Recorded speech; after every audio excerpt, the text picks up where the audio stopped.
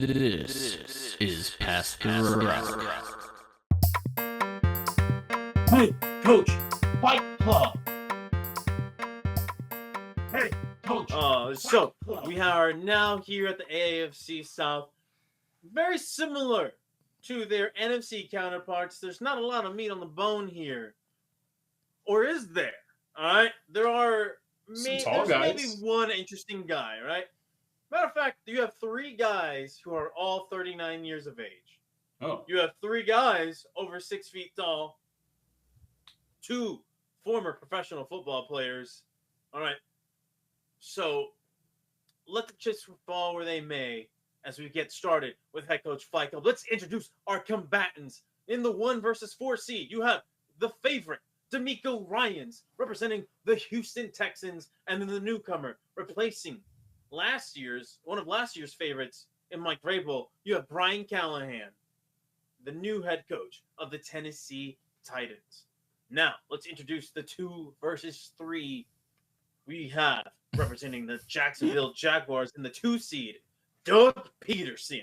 That's head coach of the Jacksonville Jaguars. Yes, but former Super Bowl winning head coach of the Philadelphia Eagles.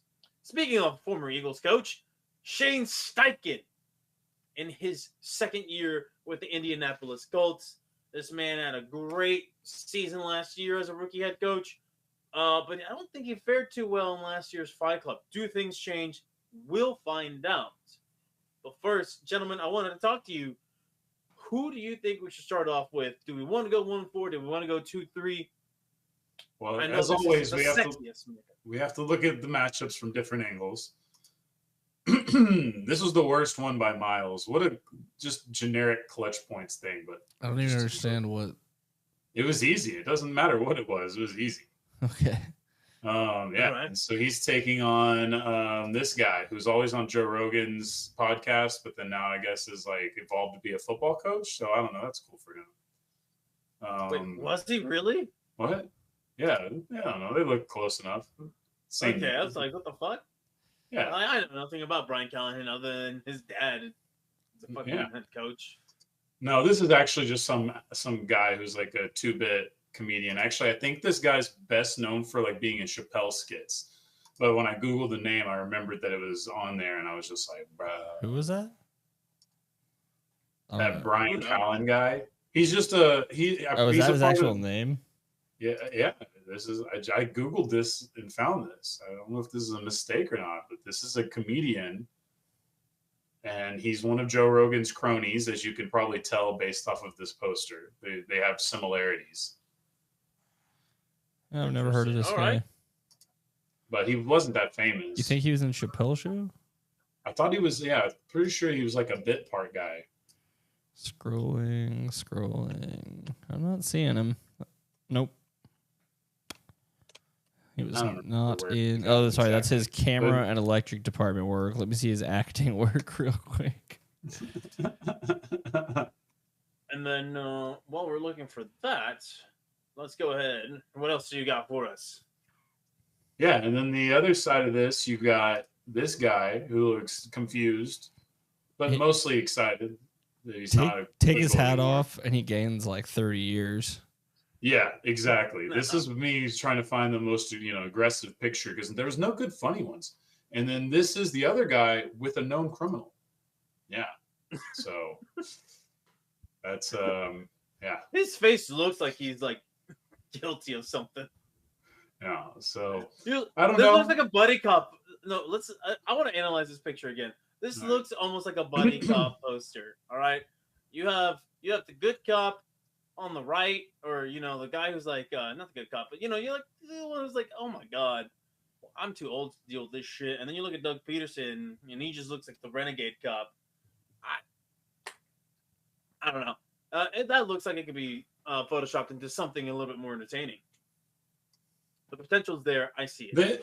Again, all of these franchises greatly disappointing in how much they have decided that they're going to. It's also just a historically disappointing division outside of one team, really. Yeah, I mean, but still, you're not going to make memes. You're not going to make fun of your coaches. There's nothing on. This is incredible. You have the newest team in the NFL. Then maybe the second newest in the Titans, or second Let's newest call in the Jags. Chargers And the then, newest No, team the in Jags, the NFL now. definitely the Jags from '96. and then, but I mean, the Titans didn't start until '99, technically. I thought it was '97 or '98. Yeah, you're probably right. But still, like, these are all No, you definitely have three of the new youngest franchises. The Ted new boys. teams going on. Yeah, they still need more time to develop memes. Yeah. Culture. Develop memes. Develop a really The culture of fan. David Garrard isn't enough to. Dude, that dude was fucking accurate though. He was really good for a He was couple really games. good for oh yeah, absolutely. You know what? And a lot of people, because I don't even know if we'll record on that day, but you know, since this is the month of Juneteenth, the Jacksonville Jaguars were the first NFL franchise to have their first, second, and third string quarterbacks all be black. So they're the first Shout out team to ever Byron do Leftwich and whoever the other guy was. David Garrard and fuck if I know. But I remember him. Josh from that. Johnson. It was not Josh Johnson. No. It's always a good guess to guess Josh Johnson. Yeah, I don't think either of the McCowns are black. Oh fuck. Okay. Wait. Okay. Somebody look up the 2005 Jacksonville Jaguars roster. He was on there. All right. Well, I guess we need an intermission. Oh god, that is so loud.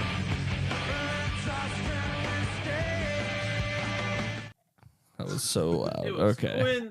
It was Quinn Gray. Yeah, Quinn Gray.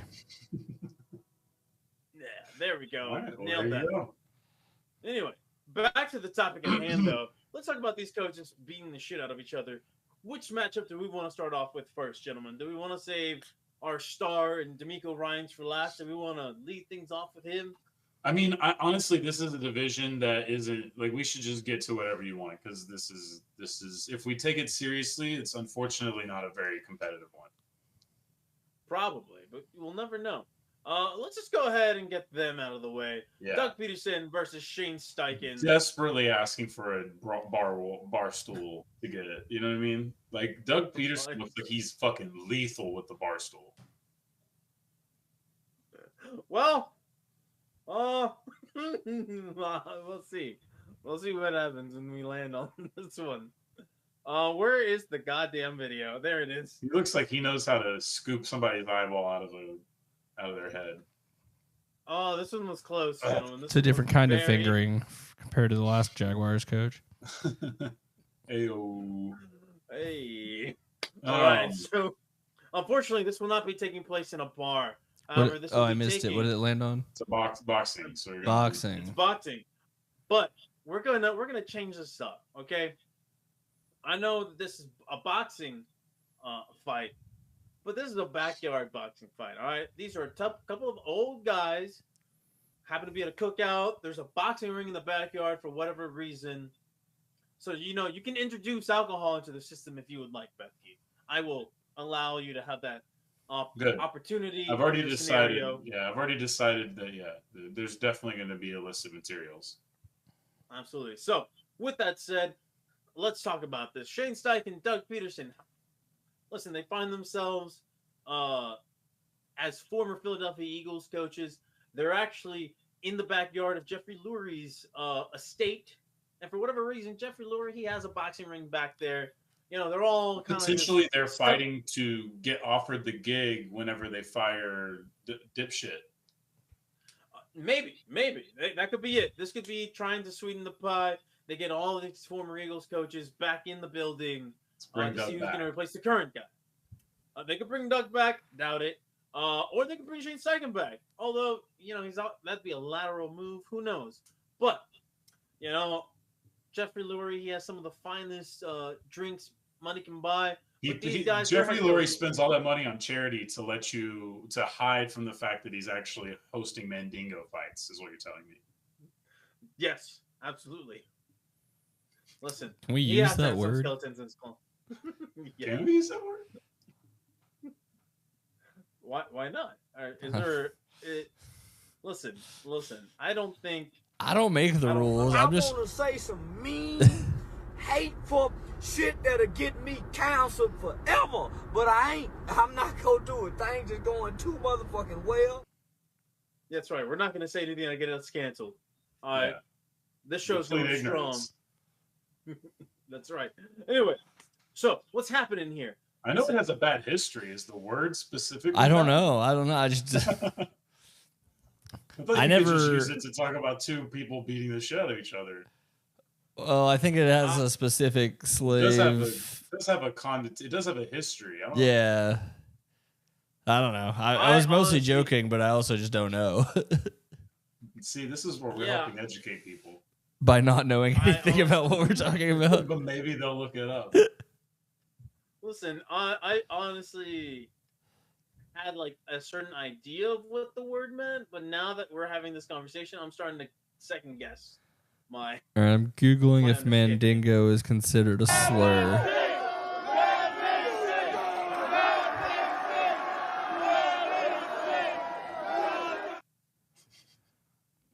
What is this?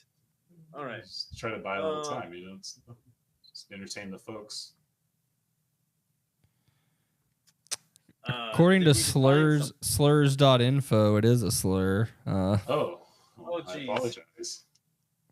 Then glad to know that there's a information. Yeah, I'd probably avoid it unless I was specifically talking about the movie or something. There's a movie named that? Blaxploitation film, yeah. That's the first place. That's like what I know the word from, and then. Yeah. So. Okay, well, Urban Dictionary isn't helpful. That white bitch. We've all decided. We can all say that. Yeah, we've all decided that word. That white bitch, Shane Steichen. Anyway, yeah, back to the fight, shall we? Listen. God damn it.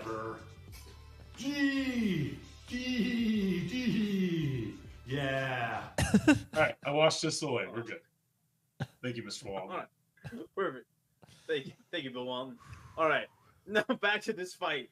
All right, listen, they're at Jeffrey Lurie's place. They're having a couple of brewskis. All right, Doug Peterson strikes me as a guy who drinks Stella Artois to try to be fancy, but really deep at heart, he's kind of a Coors Light kind of a fella. Shane Steichen is the opposite. He's drinking Coors Light, but he definitely wants to be drinking something like Stella, or at the very least, Michelob Ultra. So you got two conflicting ideologies in terms of beer drinking here, and that's what's going to set this fight off.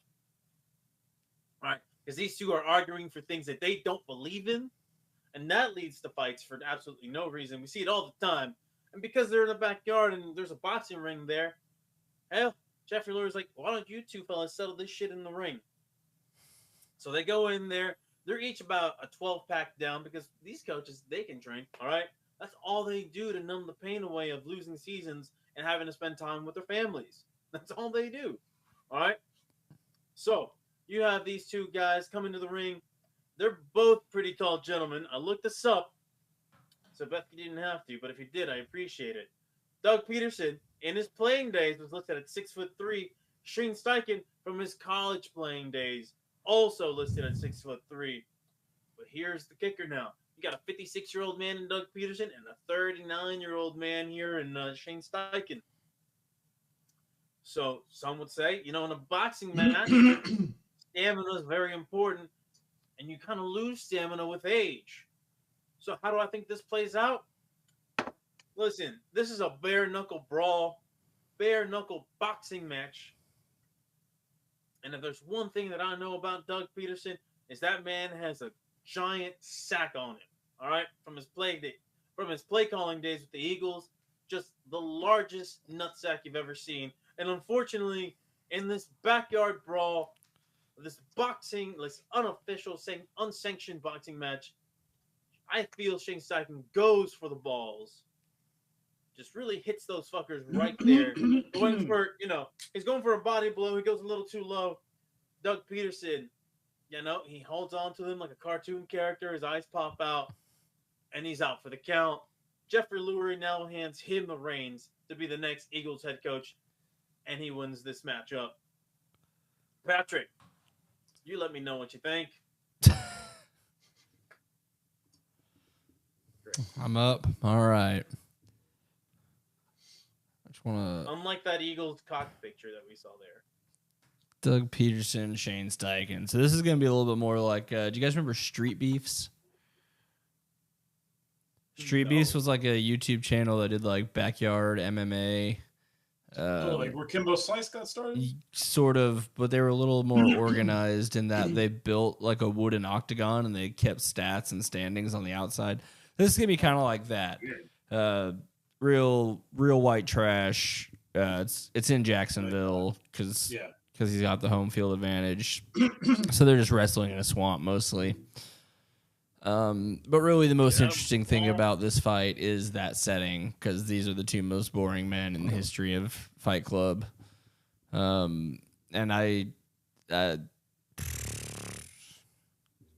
mean, Peterson's going to win. Shane Steichen seems like the most boring man on the planet.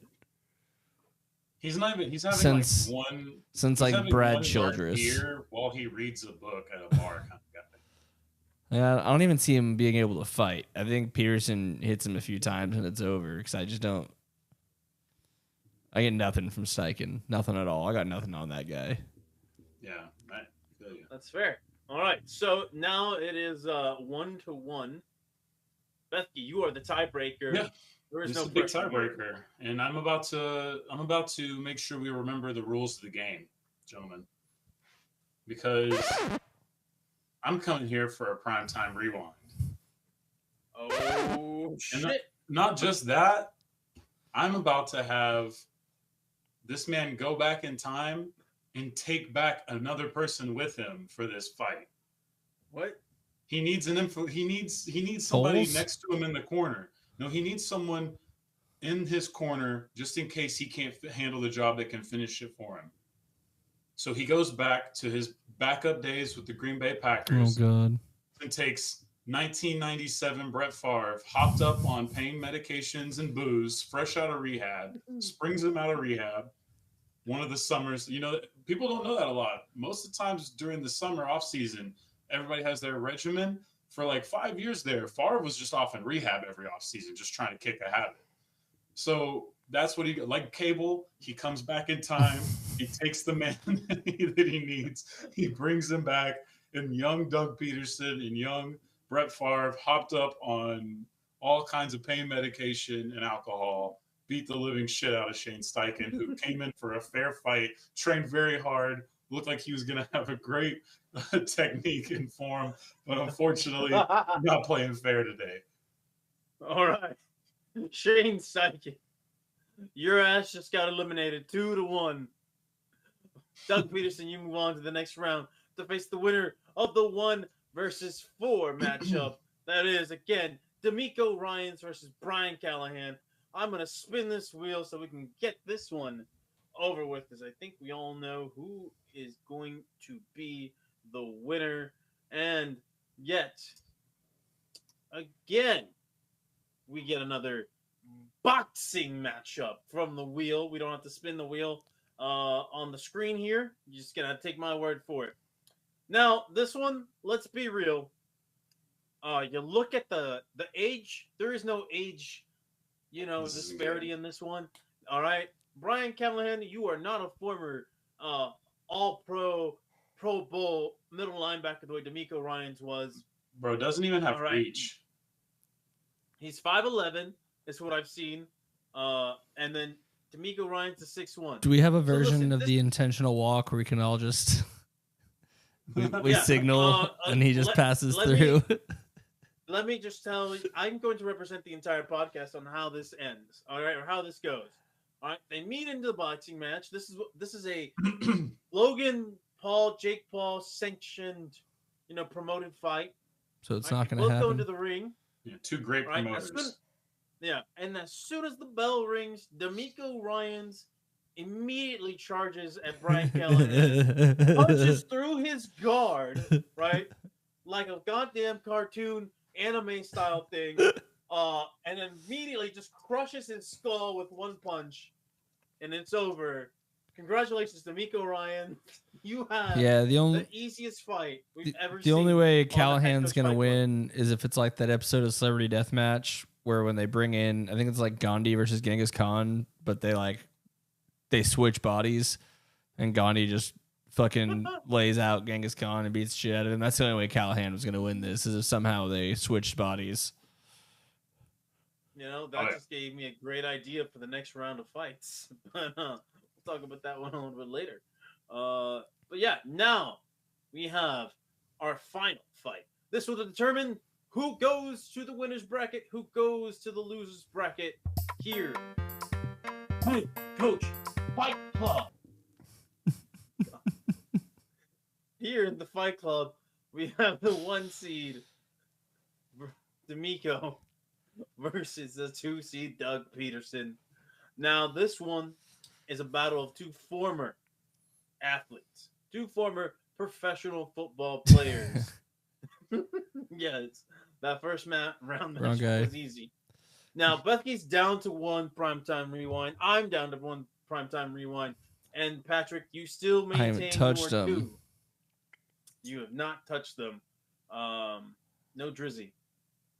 Now, I'm going to go ahead and spin the wheel. But as I do that, I do want to say the reach advantage is in favor of Doug Peterson, but the age gap here, very Drizzy, if you get what I'm saying. It is over 18 years, I believe. So not Drizzy. You're right, not Drizzy. Not Drizzle. Drizzle. Now, gentlemen, this could have not landed on something well, you know what? No, yeah, this couldn't have been a better landing spot for our boy Doug Peterson here. Because if there's one way to get a fair fight when you're old as shit, it's in the bar fight brawl, baby. That means the environment plays a big factor in this. The audience in partaking in this fight can involve themselves at any point. We've seen it before. We've seen it time and time again. These bar fight brawls do not go the way that we expect. Sometimes you get somebody accidentally falling on a bar stool and breaking their neck. Sometimes somebody throws a hot kitchen plate at a combatant and that distracts them, and then they get knocked out for the count. Can this happen again? We'll find out.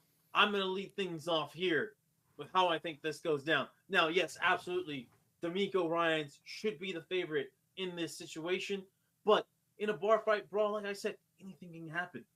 So, what's happening? These 2 guys, they're just chugging a couple beers. It's after the season. They know each other from, having crossed paths through the NFL circuit, being in the same division, both being, I believe, on the Eagles coaching staff, or on the Eagles in 2012, both as a player and as a coach, with Doug Peterson being the coach, D'Amico Ryans being the player. You can correct me if I'm wrong on there, but I'm pretty sure they crossed paths sometime in Philadelphia. D'Amico Ryans on the Eagles, 12-15. And then Doug Peterson should have been like an assistant in 2012, I believe. And Doug Peterson was the Eagles from 16-20, so they did not cross paths. Wait, look. Oh, look, sorry. Look. Yeah, he was, from 09-12, he was there also. I know my Eagles history, baby. Let's go. All right. So these 2, they're just catching up, right? But alcohol, it can change a person. It can definitely bring out the worst in them. And what's happening here? Listen, Doug Peterson, he has some of that, post-traumatic Brett Favre disorder from those hangouts in the summer of the 90s. He has a line. He goes to the bathroom. He takes a couple bumps. Orders a round of shots of Jim Beam for the bar. All right. D'Amico Ryans, he likes to stay in good shape, right? He's like, listen, Doug, I've had plenty enough already. I'm good. Doug Peterson, he does not like that. He does not like that shit. All right. He spent way too much time in Philly, starts calling him a dickhead, and starts throwing the word John around, but not at all in the context that it should be thrown around in. All right. Listen, I know, but he's a middle-aged man trying to throw around some lingo that he just doesn't understand. John? John. Yeah, JAWN. This little John. Oh, you don't know what a John is? All right, listen, we'll talk about that off camera. No, we got an Urban Dictionary break again. I've never heard that term in my life. See, because well, he doesn't listen to enough Drake. No, he doesn't. Drake, are you kidding me? That's all. That's Philly slang, okay? Yeah. No, but that's Drake's bit. Is he gets to. It's all his slang. Oh, he gets to steal their. It's all his. That's just Meek Mill Drake. Listen, if you Urban Dictionary is basically says that Philly slang for a person, place, or thing is essentially a verb. Okay. Not a verb. A noun. It's a noun, but I still understand what it means. You've really never heard anybody use that. I mean, it took me a bit, but eventually I realized that it was just sort of being used as a placeholder for, Okay, I can't find that thing anywhere. Okay, I got you. Yeah. Now it kind of makes sense. But yeah, I've never heard that. Very before. Universal word. Yeah, confusing. But Listen, go ahead. I consume enough Philadelphia Eagles podcasts where I'm been occasionally exposed to their slang up in North Philly. But anyway, back to this. Again, Doug Peterson's throwing the word John around, but he's not really using it correctly. D'Amico Ryans is just looking at him, starting to get really agitated. And he's like, hey, Doug, it's been great. I'm out of here. And then Doug Peterson, he grabs him by the collar and is like, you take this shot of Jim Beam with me, damn it. All right? Do you know how hard it is in Jacksonville right now? Trevor Lawrence can't hit shit out there on the field. I don't have any linemen, any receivers. I don't have a defensive coordinator with a damn. All right, do you know who my fucking general manager is? It's Trent Baalke. He hasn't been good since 2012. He's losing his shit. And D'Amico Ryans like, hey, get the fuck off me. And there's a little shoving match going around. And this is what sparks our barroom brawl right here. Doug Peterson, he's on that coke, he's on that Jim Beam, just immediately tries to throw a fucking overhand, just right over to D'Amico Ryans. D'Amico Ryans tanks that shit, and he's like, all right, I've had enough. He goes forward, just a normal shoulder tackle, get Doug under control. Doug just starts to bite the shit out of D'Amico Ryans' ear, Holyfield style, tries to rip that shit off. D'Amico Ryans is absolutely in excruciating pain, trying to punch the shit out of Doug Peterson in this situation, get him off of him. And then what happens now? Bruh, all hell breaks loose, all right? For whatever reason, Maurice Jones-Drew is in the bar, all right? He's fat. He's over. He's just fresh off the set. Rough time. Oh, he just got fired, right? Because there's no more NFL Network. That's right. Correct. He's fat. He's mad, and he's seeing these guys, and he's like, hey, I used to play against this guy, and this guy coaches for the team that I used to be a part of. He has no idea what to do, but he just sees D'Amico Ryans, and that AFC rivalry just, starts to boil in him. He goes over there to try to help Doug Peterson. And then what happens? For whatever fucking reason, Andre Johnson was also in this bar, and he immediately just, without any prompt, doesn't understand the situation at hand, just starts swinging at Maurice Jones-Drew. They never had any beef in real life, but he just joins the fray. And then Cortland Finnegan joins the fray to absolutely just add to this. And before things get out of hand, you hear one shot in the air, one gunshot, to slow things down, to break things apart. For whatever fucking reason, Philly's own Marvin Harrison is in the room. Senior? Yep, senior. He's like, y'all all need to get the fuck out this bar. Little did they know, it's his bar. All right? But as everybody starts walking out, Doug Peterson, D'Amico Ryans, Marvin Harrison, with his gun, he just points at both of them. He's like, you two finish up what you were doing. And without any hesitation, Doug Peterson goes for yet another cheap shot punch. D'Amico Ryans grabs that shit, brings him in for a headbutt, knocks out Doug Peterson.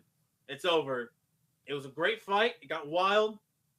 But at the end of the day, D'Amico Ryans, you're just too well built for this situation. to lose to Doug Peterson. Bethke, I'm gonna pass things Very off to you. elaborate. All right, that's fair. So I have this. I like to look at this as a renegade mission for Doug Peterson. Right? He knows that if he's going to prove his point and deem himself the best in the division, that he has to do it big. So he goes straight to Houston on a surprise visit. He walks into the bar that every single Houston Texan person is at, just related in there. You can have Andre in there too. And he walks in there and he just orders a drink. He's having a good time, but all of a sudden people start getting mouthy with him. They start talking to him. They start challenging him to a fight. So he turns around, he grabs the barkeep's wipe, he grabs a pool ball, he spins it around in there. The barkeep, huh? The Houston barkeep. Great. got a barkeep going on, you know what I'm saying? So all the Texans hang out at Pascal's. So he grabs the towel, wraps up a ball in it, and for some reason, a lot of times you would think if it's one person versus many that they would come after him in a group. Instead, they just single. No, every movie line. I've ever seen, it's just single one file at a time. Yeah. In fact, this one they circle you, and they still just come in one at a time. Exactly, and in this one, it's they come in. There's two guys with knives. No, pop, knock him out. There's one guy comes in with the gun. Who knows? Comes out, pulls the gun. He grabs the gun, disarms the gun, beats him with the thing, keeps going. Another guy, maybe it's Andre Johnson, comes out of nowhere with a broken stick, and now he's got his broken stick, and now they're fighting going on. He clears that guy. Another guy jumps on the pool table, gets at him, he kills him. All good. He's just walking through the bar, walks up to D'Amico Ryans. D'Amico Ryans says, "I'm the head coach here. That means you can't touch me." Doug Peterson looks around as if he's accepting that, and he goes, "Is that so?" Turns around, pow! Punches his face off. Doug Peterson wins. Off. He just punches his face off. And, I would like to thank my inspiration, the great Steven Seagal, Out for Justice. So. Did he actually stand up in that movie? All right. Yeah. This was back in the day when he was a mobile character. It's still funny though, because he looks so badass, but it's really him just walking slowly through a line. Yeah, I love rewatching Steven Seagal movies. They hold up in all the great ways. You might be the only one besides Steven Seagal. He made some of the worst movies of all time, and he will be remembered for that. All right, I guess it's up to me to decide between D'Amico Ryans and Doug Peterson. The way you were talking about it, you're kind of presenting it like Peterson's going to have the advantage in a bar fight. But see, the way I think of it is more like he's going to be so drunk that he thinks he's got an advantage. And D'Amico Ryans is only put down like a half of a PBR. Well, realistically, I just gave him plot armor. Yeah. Well, I was saying even when Caesar was setting it up, it sounded like he was like, "Well, Peterson might get the drunk advantage." We both assumed that he would. Yeah. But I think he's gonna overdo that, thinking that's the play, and he's just stumbling all over himself. D'Amico Ryans doesn't even throw a punch. Doug Peterson just swings himself tired and passes out, and D'Amico Ryans pays both of their tabs and then leaves. Oh, that's a very respectable thing to do. and with that, I had to end it on a good note because I don't know why. And with that, it was easy. Too easy for D'Amico. Congratulations, D'Amico Ryans. You have conquered the AFC South yet again. Because I'm just going to assume. Oh, no, you didn't win it last year. I think that was Mike Rabel. But I'm sure it was a close battle last year. You finally won it this year. You get to go on and continue your journey through the Fight Club in the winner's bracket. Doug Peterson, you have a chance at redemption via the loser's bracket. This is Past the Rock.